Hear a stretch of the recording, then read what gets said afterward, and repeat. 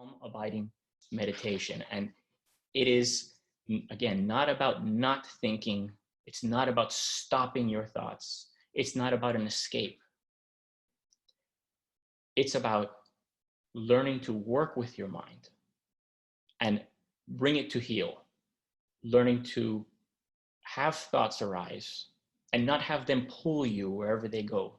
So our normal way of relating to our minds is as thoughts arise, they create triggers, or as actions occur in front of us, they create triggers. These triggers trigger the next thought, and that triggers the next thought. And you have this cascade, as I said before. I like to think of it as a train of thoughts. This train, once it leaves the station, it quickly picks up steam and it keeps going and chugging and chugging and chugging and chugging along. And it keeps going faster and faster and faster until you somehow either divert it or it derails itself, which will just start a new train of thoughts. So this can lead you down paths you don't necessarily want to go. These may be places you go to a lot, that it's a recurring kind of thought pattern. We all have these cyclic thought patterns, these cyclic ideas about ourselves and about situations, and we tend to cycle those again and again and again and again. And that takes away time and energy that you could use more productively for coping with stress. Now, when stress pops up and it arises, if you have no control over your thoughts, that train will start leaving the station, and it can become very dark very quickly. It's the kind of thing that keeps you up at night, cycling through these thoughts. So what does meditation do? Meditation gives you the capacity to recognize when that train starts to leave the station, to notice it very early, and to jump off. You can get off that train.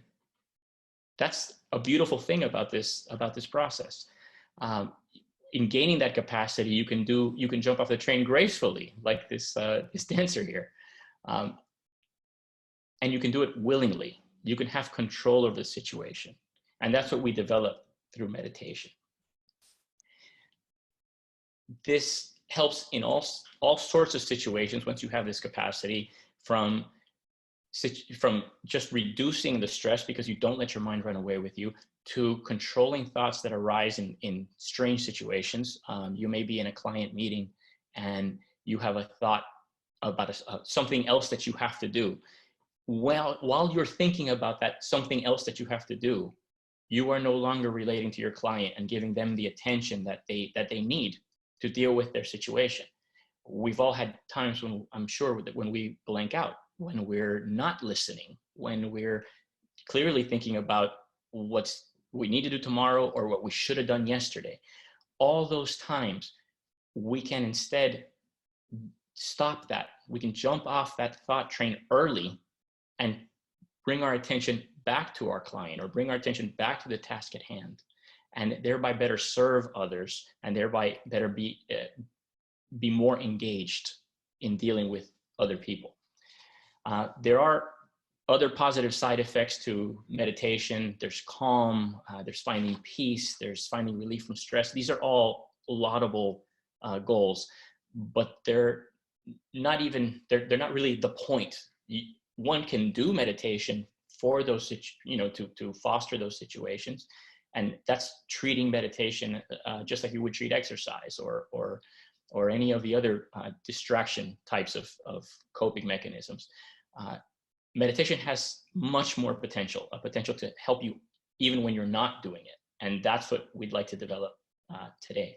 So what we're going to talk about is calm, abiding meditation. And this is just a brief, very, very brief summary. It's an extensive topic, lots of different ways to do it, but basically it involves identifying an object. That's the simplest form of it. You find an object of focus, you gently rest your attention on it, and you leave your mind there. Right now, not thinking about what happened before, not thinking about what is to happen later. Just right now, your attention on that object. That's step one.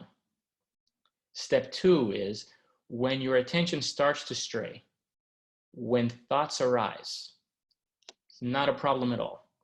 That's part of the meditation. The point is, notice that that thought has arisen, and then gently bring your attention back to the object of focus that you chose. That's the whole thing. Rinse, repeat.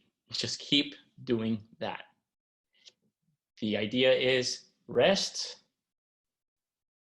the mind will stray, notice, bring it back. This may happen 100 times in 10 minutes. It may happen 10 times in 10 minutes.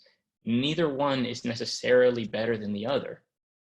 The process is the activity is in the process. You are meditating if you are engaging in that process. If thoughts arise, bring them back. So that's how we do calm abiding. The object of focus can be many, many different things. We can focus on physical sensations. We can focus on our breath. We can focus on a sound or a series of sounds, or we can focus on a picture. Basically anything you can rest your mind. And when we talk about resting your mind, we're not talking about creating ideas about what you're resting your mind on. Let's say you're engaging your breath and you are following your breath. You're following the in and the out of your breath, which we'll do in a few minutes. While you are doing that,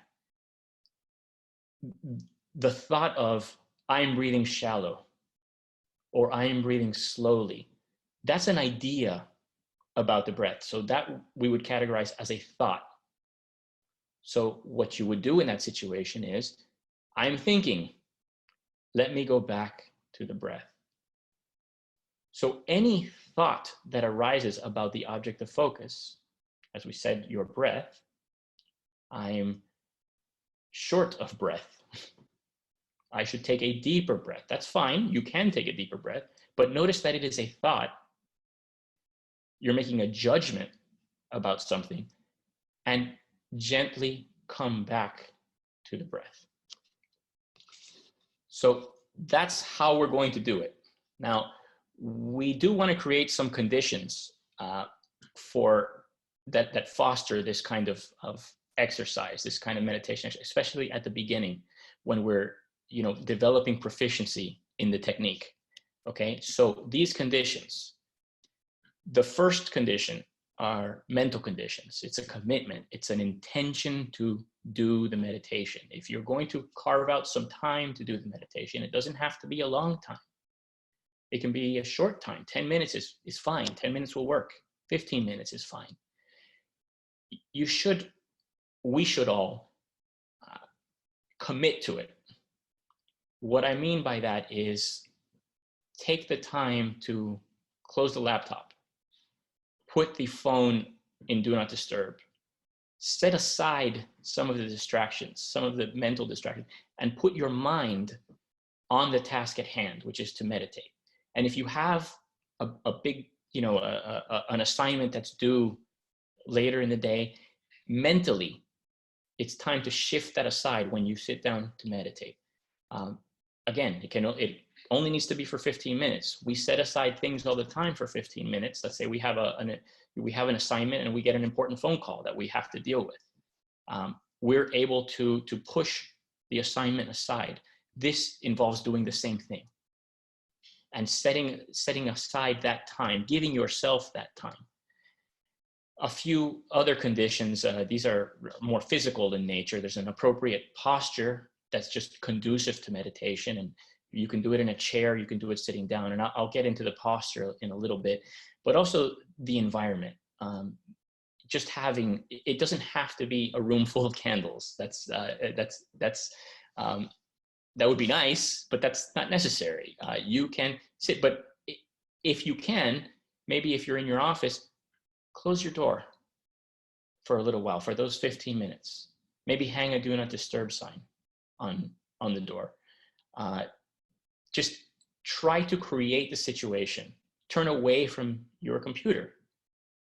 Perhaps look at a plant. Just something that is not your norm, something that will not catch your attention, something that will not interrupt you to whatever extent you can. It doesn't have to be perfect, but you do the best you can. And then the last condition, which I just put on its own on the side there, is consistency. I have found for me, and I recommend to everyone, the more consistent you can make this kind of practice, the better. Like I said, it does not have to be a long time. 10 to 15 minutes is great. But if you can do it every day or every other day, at least be consistent about it. This is the kind of practice that develops over time. The first time you do it, it's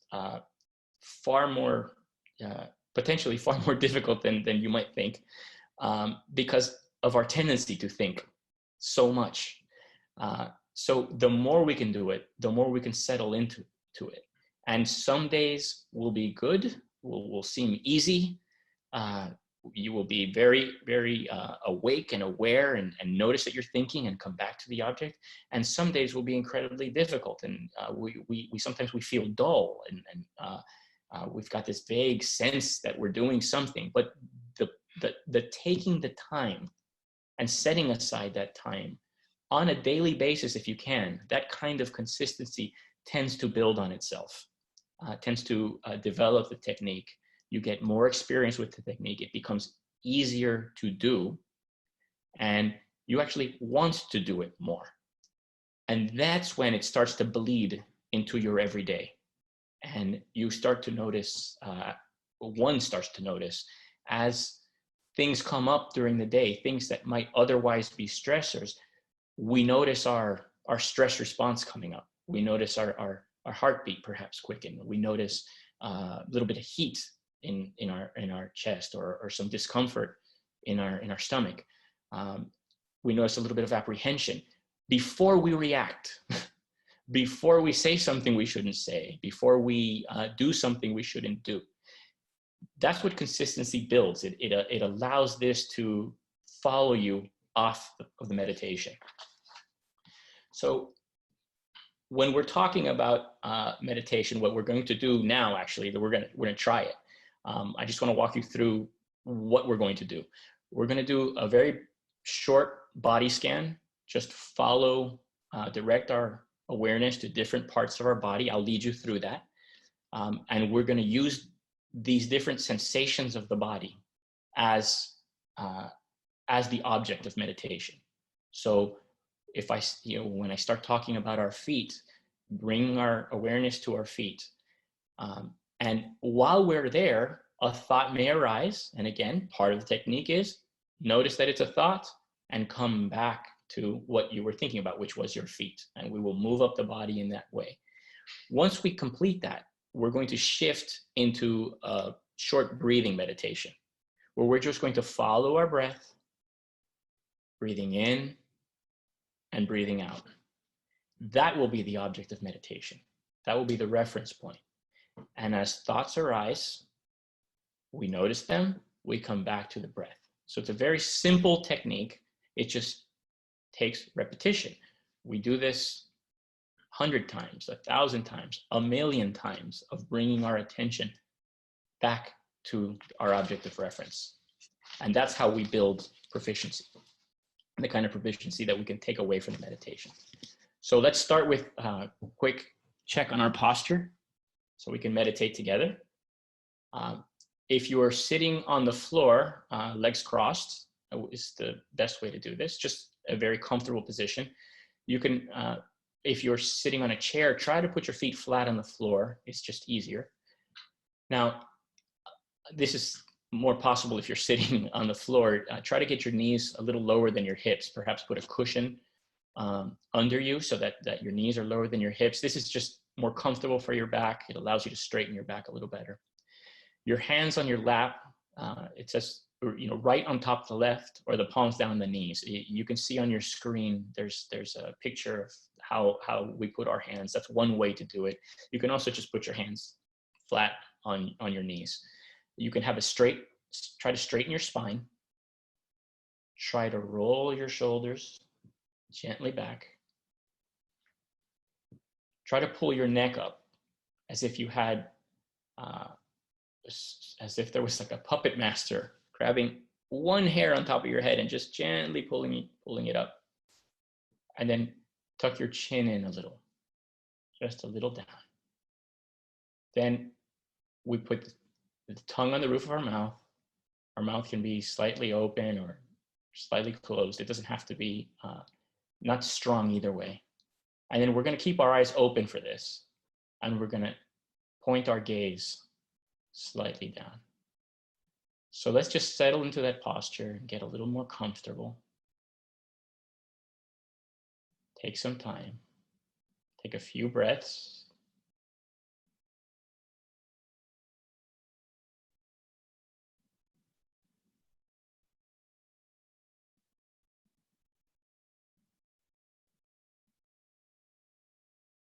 And let's notice once again the position of our feet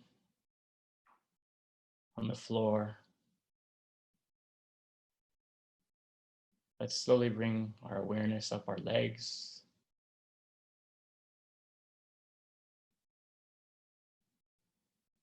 Up our knees and into our thighs. Into our hips. Let's relax them a little bit. We might be holding tension there.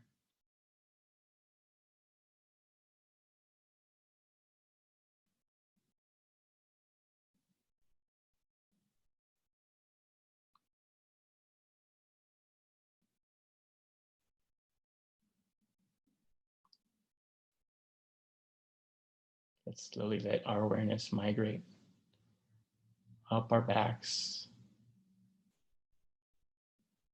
relaxing our abdomen, noticing if our shoulders are tight, if they're rolled back just a little, perhaps rolling them back a touch more.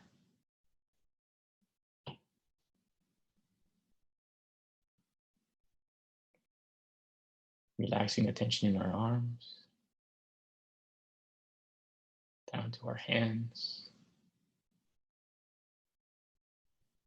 Noticing where our hands come in contact with our thighs or our knees.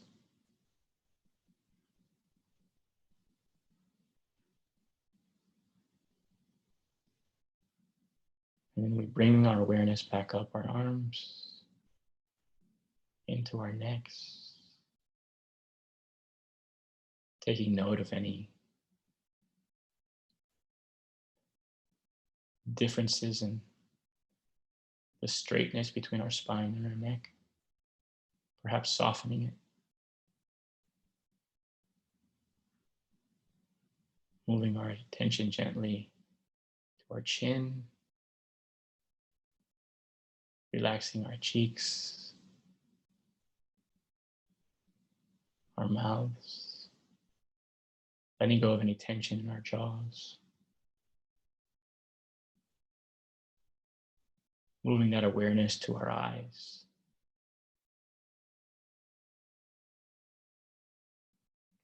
We're gazing downward gently, not focusing on anything specific.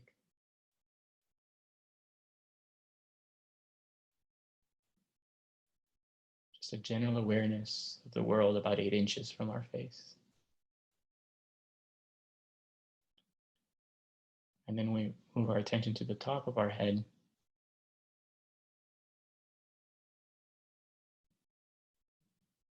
Releasing any tension that we're holding there.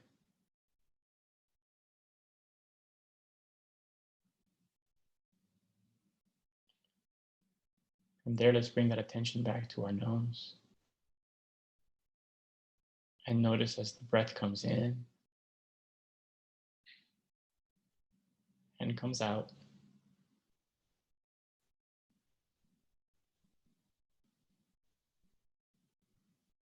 we've been breathing this whole time, but let's notice now. And let's transition to following that breath. As it comes in and it comes out.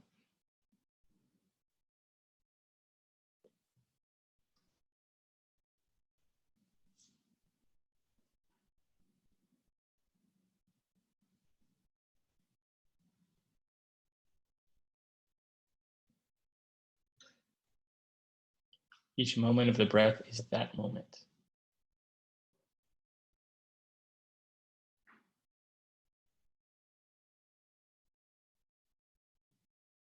This moment.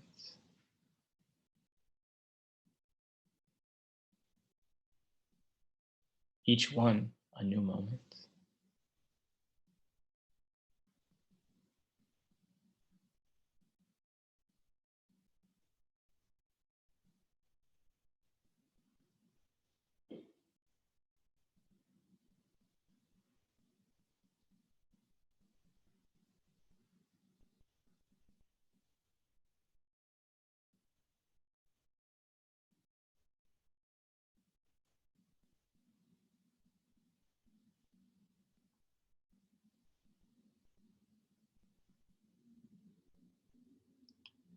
Our minds are used to doing much more than just following the breath. So thoughts will arise.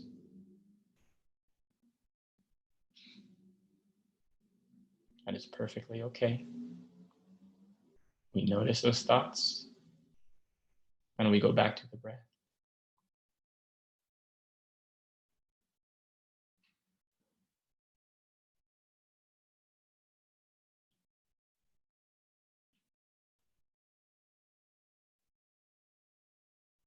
We breathe in gently. We breathe out gently.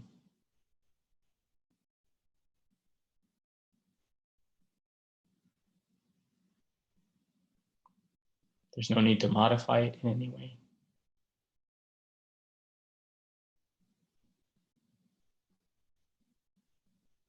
If it slows down on its own, that's fine.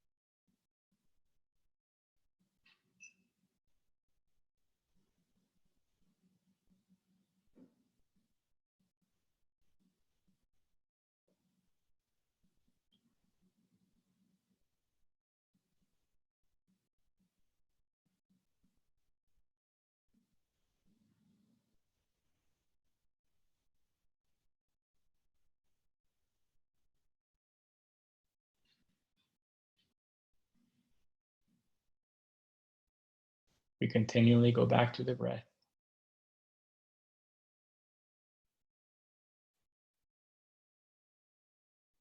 In doing so, we develop a capacity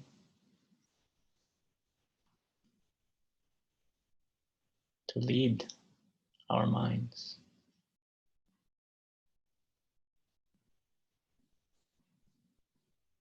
to control our minds,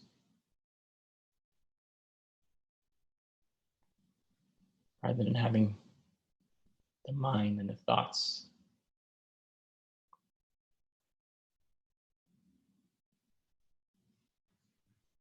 leading the charge.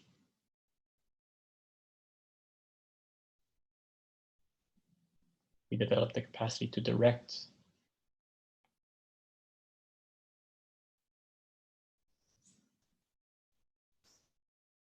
what thoughts we engage in,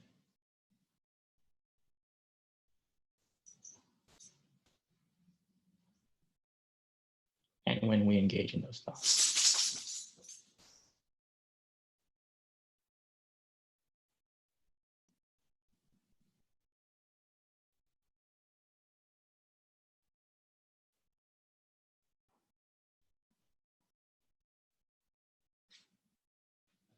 You just keep coming back to the breath.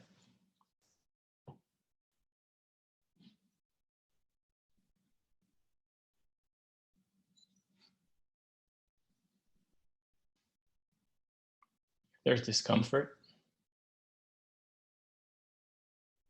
remember that there are thoughts about discomfort and go back to the breath.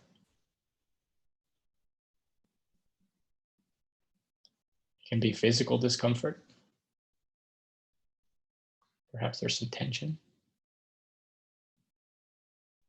in a shoulder or an elbow or an ankle. You can release that gently, but come back to the breath.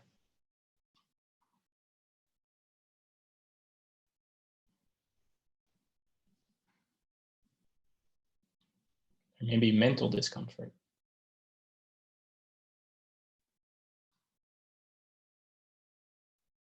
Thoughts of boredom.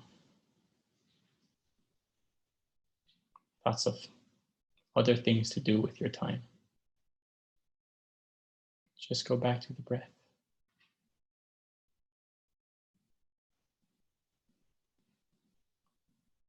Anything that arises is a thought like any other.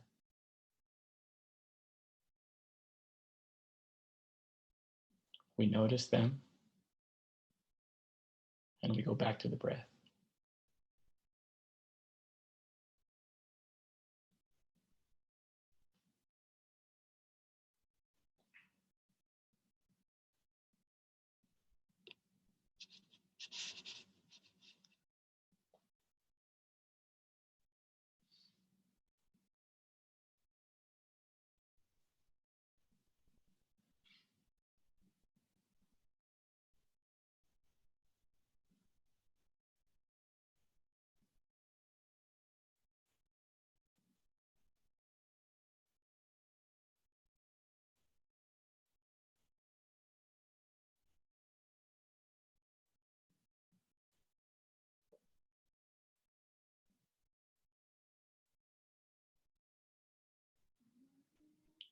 Any physical sensations that arise,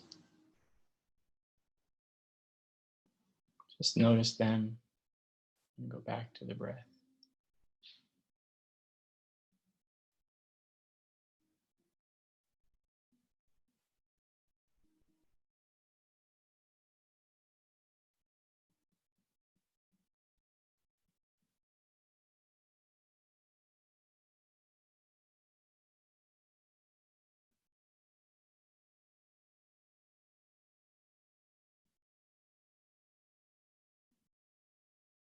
If sounds arise in your environment,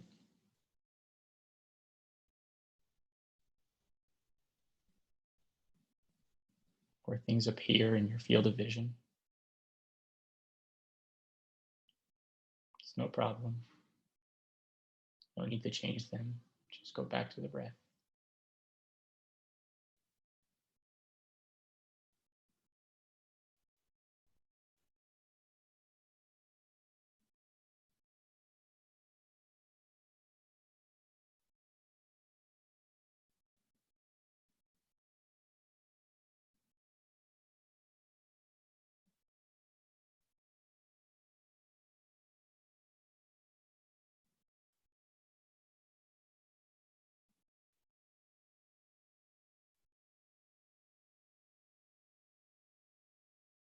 Just a few more moments.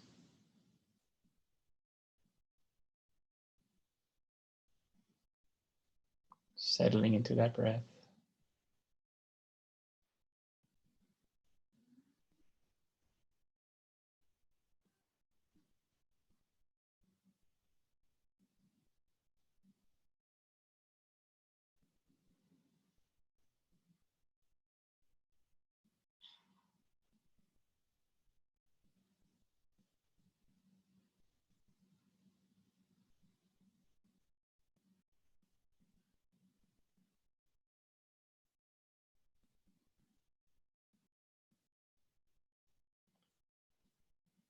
So we'll begin to bring this meditation to a close, gently breathing in and out. And let's expand that field of awareness from our breath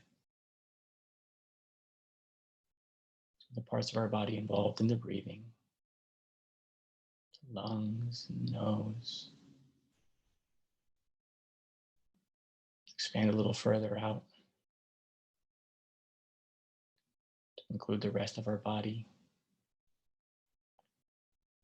Notice once again the position of our body, whether on the floor or on the chair. Noticing where we're touching the chair, where we're touching the floor. And expand that awareness to the rest of the room around us. Notice once again where we are, the environment that we're in. And that slowly, when we're ready, having that all be in our field of awareness,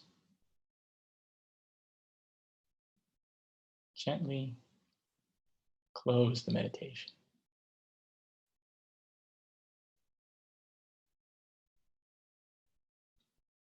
Conclude it.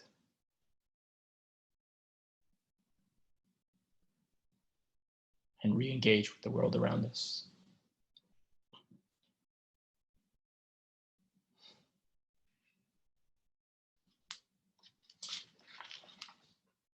So that's how to meditate. That was a short session, maybe 15 minutes.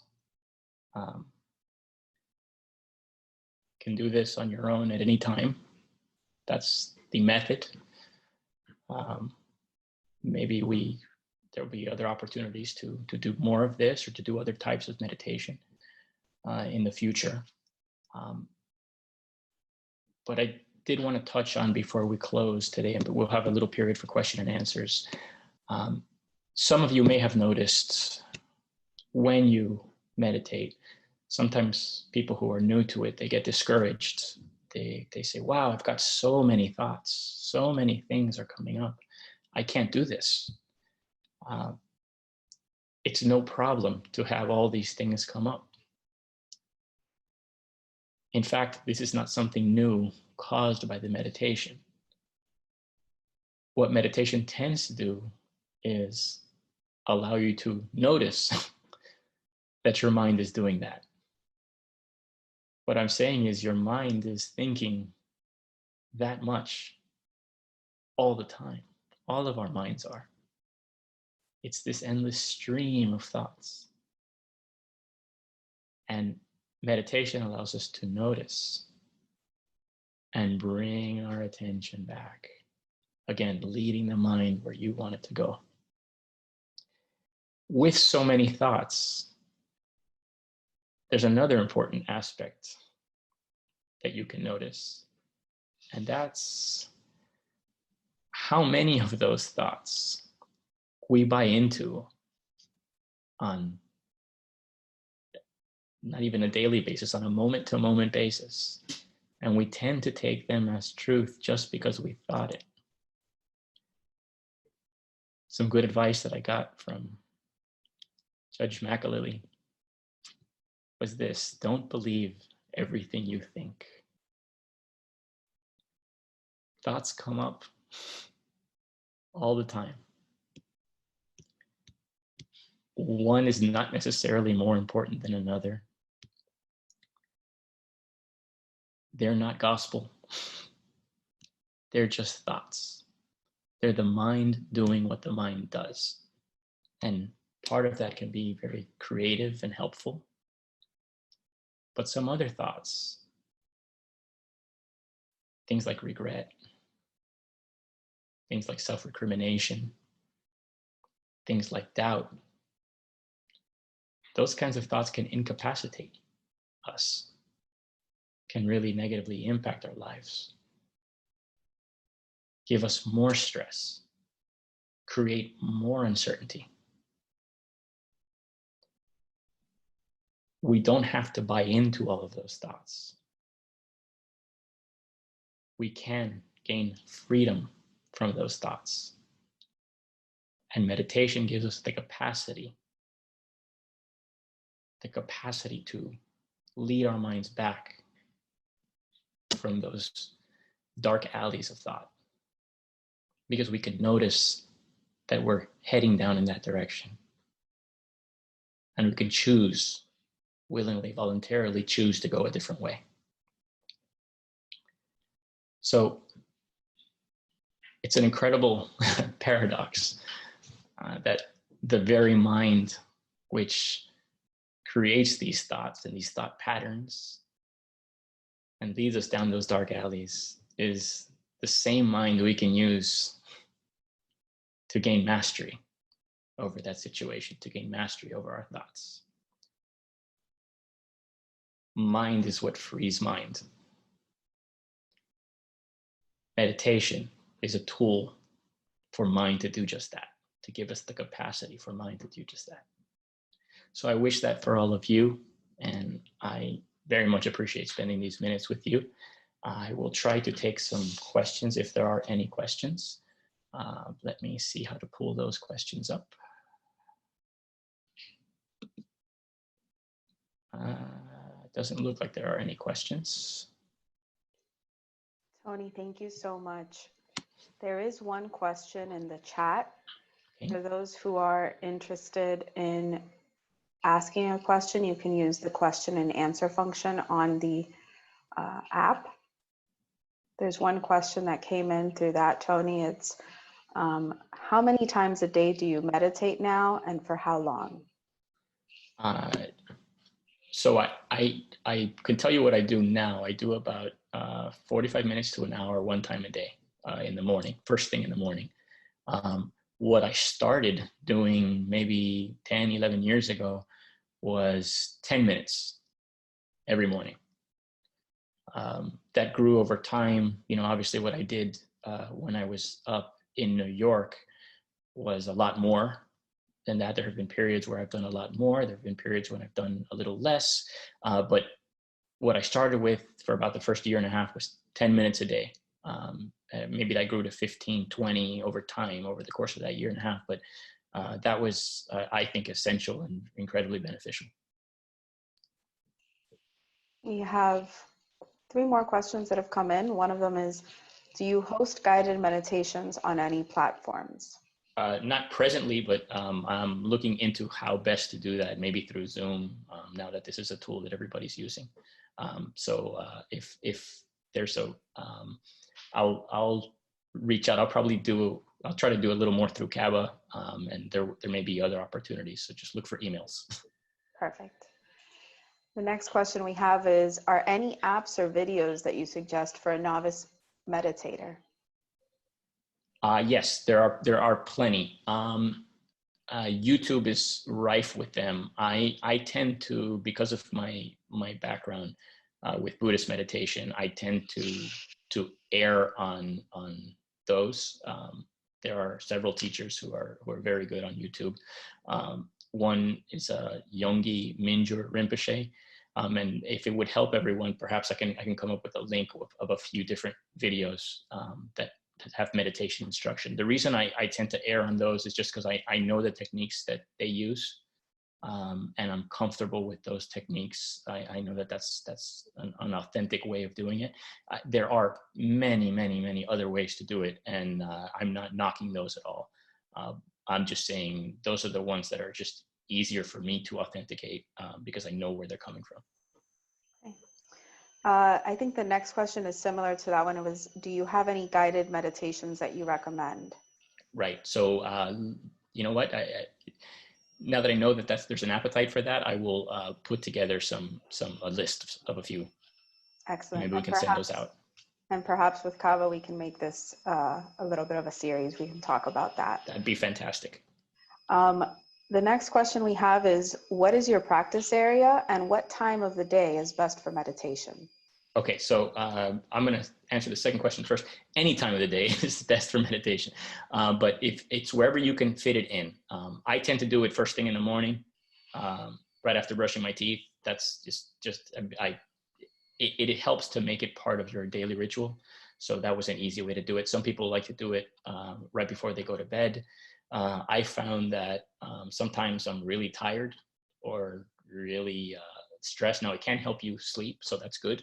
That would be a fine time. Sometimes we did it with the Dade County Bar. We would do it from 12 to 12:15 on some days, certain days, and through the University of Miami, and Scott Rogers, a professor there, who's just a fantastic facilitator of mindfulness in South Florida. He helped set that up with the Dade County Bar Association, and there were a few others.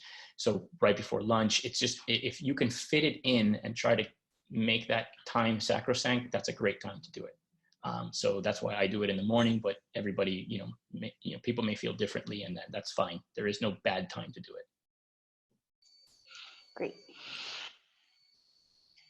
The next question we have, and I'm going to bounce over to the chat. There were some questions in the chat. Scott Rogers actually was just asking, what was the most challenging part of your 3 years, and what was your biggest takeaway? Oof, wow, that's a heavy question. Most challenging part, trying to reconcile some of the things I learned, that we learn, being modern day individuals through science and everything, with some of the more traditional methods and some of the more traditional rituals. Finding that balance, that was perhaps the one of the big challenges. And the second question was, Heidi, I'm sorry. The second part. What was your biggest takeaway? Biggest takeaway. There were many big takeaways. The role that mind plays in shaping our perceptions. We tend to think that we see something on the outside, and it comes in, and we are what we are seeing is what is actually out there, and it's a lot more complicated than that. Oftentimes, what we see is so changed, so tainted by our impressions about it, our thoughts, our prejudgments about it, that we actually twist what we're seeing, and something very good, can be seen as very bad on the flip side. If you wake up in a very good mood and you're fantastic, and a car cuts you off on 995, what might otherwise make you angry because your disposition that morning was so happy and peaceful, you just let it go, and it's not really a big deal. And you think, oh, maybe that person that person is in a hurry. Maybe they just have somewhere to go. Maybe they didn't see me. So our what we bring to it, what our minds bring to a situation, or what we see or what we experience, has a much greater effect on what we perceive that to be than even what it might actually be. Thanks, Tony. We have just a couple more questions. Okay. I'm going to combine one of them, which was, can you meditate in other positions? For example, like laying down in the bed or on the floor. And what are your thoughts on meditating with your eyes closed? Okay, so yes, the answer to the first question is you can. This 7-point position is one that's been developed over thousands of years in different traditions. It's I guess it's creating the best conditions. That doesn't mean you can't meditate. If it's more comfortable to meditate laying down, or again, it's been modified for in a chair, or any position that you're in, you can meditate. What I tend to do is advise people who are beginning a meditation practice to try to stick to the, stick to the conditions that most foster that kind of awareness, that kind of concentration. And then they can start to modify things. But at least at the beginning, it's just easier if you do that. And then in terms of eyes closed, again, this is in my tradition, we do eyes open. When we close our eyes, at least what I've been told, and I've experienced this, but I'm not sure how much was influenced by what I was told. When we close our eyes, thoughts tend to come up a little faster. So it's one thing that there seems to be more of it. It's a little harder by having something kind of in the background, kind of out of focus, it's a little more, I guess it's just creating a space for the awareness to just settle, as opposed to being pulled this way and that by anything any kind of image that arises. The other thing, and this is just practically, when I close my eyes, I guess I'm so tired sometimes, it's not long before I fall asleep. So this, having the eyes open, helps to keep awake. Thanks, Tony. Sure. We have two more. One Okay. is from, and I know I haven't mentioned other people's names, but this one is from Rosario Lozada. She says, please come to FIU Law. I am offering mindfulness practices to students and staff, and we'd love to have you as a guest. She also asks, some people struggle significantly with using the breath as an object of meditation, and so it is no longer neutral. Perhaps offering sound as a second option. So that's a great point. So first of all, I would love to come to FIU. Send me an email, and I'd be happy. Let's connect. In terms of using other objects, we can use, there's no limit to the number of objects we can use. We can use a picture, we can use sound, as you said, we can use the breath, we can use sensations, many different types of objects that can be used, and different meditations use different types of objects. There's no problem with that at all. And maybe next time we can do one with sound. So I was a little reticent to do sound on the, wasn't sure how it would come out through Zoom. That's a good point. We've all been in those meetings where you hear an echo. And then the last question is, what do you think about transcendental meditation versus the type you practice? Is transcendental meditation worth it? Okay, so I know very little about it, so I can't really say much about transcendental meditation. I know that it's a process that's very popular. I think part of it is the same. You're just using the word choice or the mantra as the object, and as thoughts arise, you're coming back to it. So part of it is very similar. It just uses a different object. Now, what else it does, I couldn't say. I don't practice that kind of meditation, so I don't know much about it. Thank you, Tony, very, very much. There have been several people who in the chat have extended their thanks to you on behalf of CABA. I thank you. I'm fortunate enough to share an office practice with you. And I think with that, you left out, there was a question that was asked of what you do. Oh, yes. In your professional career. So yes. I'll let you go ahead and share that. Sure. I practice land use and zoning. So anything having to do with building buildings or starting uses in new buildings or in buildings where they're changing function. I help get businesses started. I help get these buildings built, office, residential, industrial, bars, restaurants, churches, any kind of thing like that. So that's what I do. That's what I've been doing for close to 20 years. And I have a great time doing it. Thank you so much, Tony. I think we're all going to do a little better in getting off that thought train gracefully with meditation and keeping in mind to go back to the breath. This has been wonderful. For those who are, we've had a great turnout today. And I think that's in part to Tony's popularity and the need for all of us to find a way to get off that train and continue to be graceful throughout this period and throughout our profession. I just want to make a reminder that we have 2 more events this week that you may want to be on the lookout for. We have another webinar tomorrow at noon. It's regarding ethics, origination, and marketing, finding the rainmaker inside of you. And that's tomorrow, Tuesday, May 5th at noon. And it is approved for a general and CLE ethics credit. There is also a CLE on Thursday, and we're doing a virtual courtroom procedures and proceedings, a discussion with South Florida's administrative judges. We'll have the Honorable Jennifer Bailey, the administrative judge for the 11th Judicial Circuit Civil Division.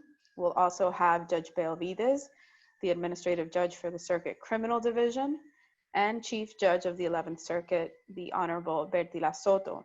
in addition to our Miami-Dade County judges, we'll also have judges from the Broward and Palm Beach circuits. We'll have Judge Lisa Small, the administrative judge for the Circuit Civil Division in the 15th Judicial Circuit, and Judge Carol Lisa Phillips, the administrative judge for the Circuit Civil Division in the 17th Judicial Circuit. So we look forward to seeing you all. That virtual courtroom webinar will be this Thursday at 4:30. It is not at noon. Again, it's at 4:30, from 4:30 to 5:30, again via Zoom. Check out the way to register in your Que Pasa CABA email. Thank you all so much, and we look forward to seeing you again. Thank you all. Thank you, Heidi. Thank you, Tony.